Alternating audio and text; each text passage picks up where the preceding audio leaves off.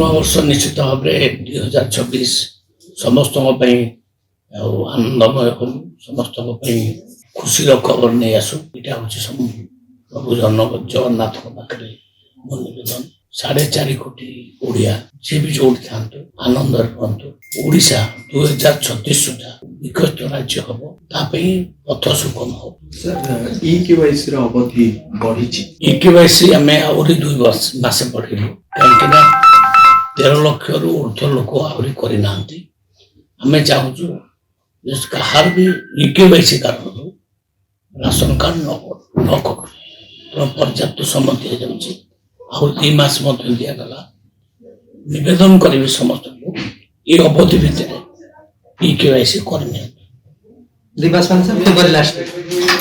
आज 2 मास जनवरी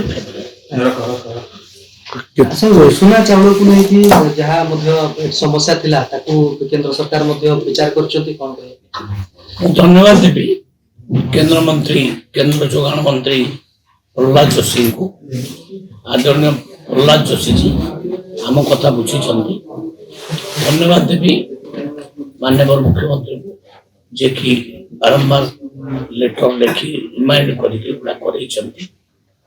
धन्यवाद देवी आदरणीय प्रधानमंत्री को से ओडिशा सहित सदाबले अच्छा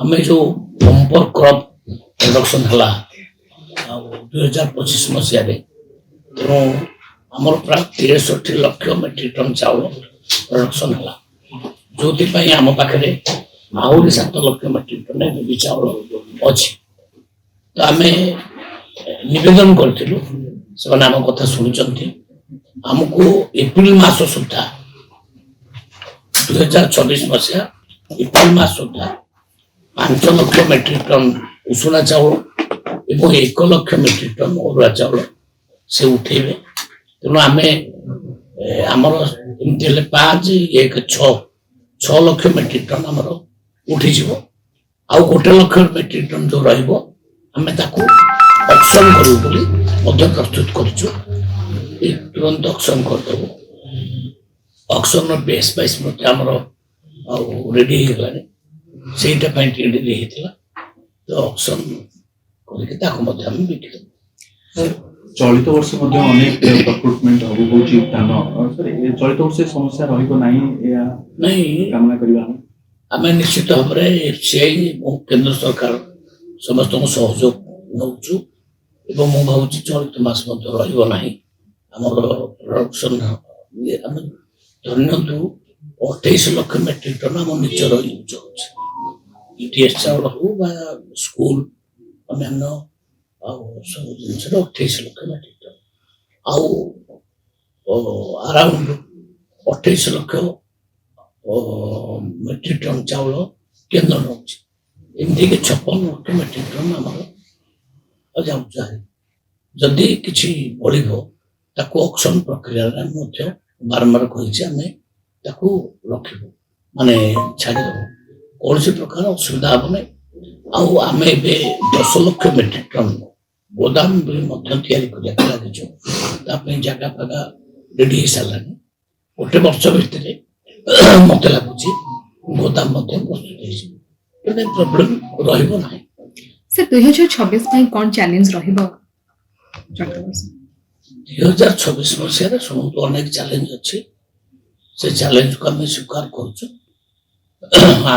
2036 मसीहा सुधा राज्य को विकसित राज्य करने लक्ष्य रखी आम काम कर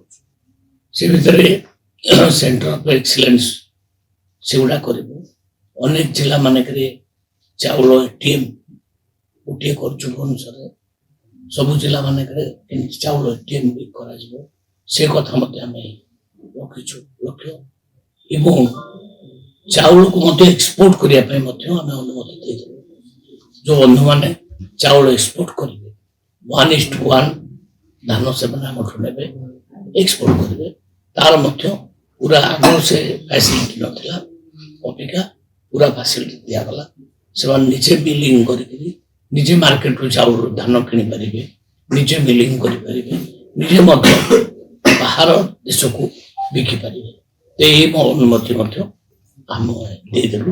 ତେଣୁ ଆଗକୁ ଚ୍ୟାଲେଞ୍ଜ ବହୁତ ଅଛି। ଆଉ ସାଇନ୍ସ ଆଣ୍ଡ ଟେକ୍ନୋଲୋଜି ବିଭାଗର ମଧ୍ୟ କାମ ବହୁତ ତ୍ୱରାନ୍ୱିତ ଢଙ୍ଗରେ ଆମର ଚାଲିଛି।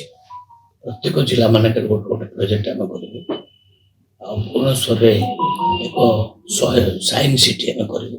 100 ଏକର ଜାଗା ଆମେ ଡିଟେକ୍ଟ କରିସାରିଲୁଣି ଆଉ ଚିହ୍ନିତ କରିସାରିଲୁଣି। ସେଠି ଗୋଟେ ସାଇନ୍ସ ସିଟି ରିସେଣ୍ଟଲି ହବ। ବାୟୋଟେକ୍ନୋଲୋଜି ପାଇଁ ମଧ୍ୟ ଆମେ ଜାଗା ମାଗିଛୁ। ସେଥିରେ ମଧ୍ୟ ବାୟୋଟେକ୍ନୋଲୋଜିକୁ ମଧ୍ୟ ଆମେ ଆଉ ନିଶ୍ଚିତ ଭାବରେ ବଢ଼େଇବୁ। ଆଉ ଡିପାର୍ଟମେଣ୍ଟ ଅଫ ମ୍ୟାଥମେଟିକ୍ସ ଯେଉଁ ଅଛି ତାକୁ ମଧ୍ୟ ୟୁନିଭର୍ସିଟି ଆଗକୁ କରିବା ପାଇଁ ଯୋଜନା ଆମେ ରଖିଛୁ। ଆମେ ଡିପାର୍ଟମେଣ୍ଟ ଅଫ କେମିଷ୍ଟ୍ରି ଗୋଟେ ନୂଆ ବିଭାଗ ଖୋଲିବା ପାଇଁ ମଧ୍ୟ ଆମେ ଚେଷ୍ଟିତ ଅଛୁ। ତେଣୁ ଅନେକ କାର୍ଯ୍ୟ ସାଇନ୍ସ ବିଭାଗରେ ମଧ୍ୟ ଚାଲିଛି। ପ୍ରତି ବର୍ଷ 30 ଜଣ ଜୁନିୟର ସାଇଣ୍ଟିଷ୍ଟଙ୍କୁ ଆମେ ଇସ୍ରୋ ପଠାଉଛୁ। ଇସ୍ରୋରେ ସେମାନେ ଟ୍ରେନିଂ ନେଉଛନ୍ତି। ସେମାନେ ବିଭିନ୍ନ ପ୍ରକାର ଜ୍ଞାନ ଆହରଣ କରୁଛନ୍ତି। ସେ କଥା ମଧ୍ୟ ଚାଲିଛି।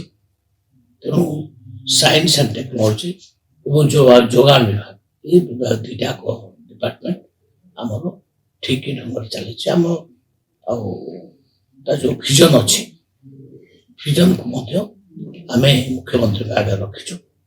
3.5 ବର୍ଷ ଆଗକୁ ରହିଲା। 3.5 ବର୍ଷ ଭିତରେ କ'ଣ କ'ଣ ଡେଭଲପମେଣ୍ଟ ଆମେ କରିବୁ ସେ ତାର ମଧ୍ୟ ଗୋଟେ ପ୍ଲାନ୍ ଆମେ ତିଆରି କରୁ।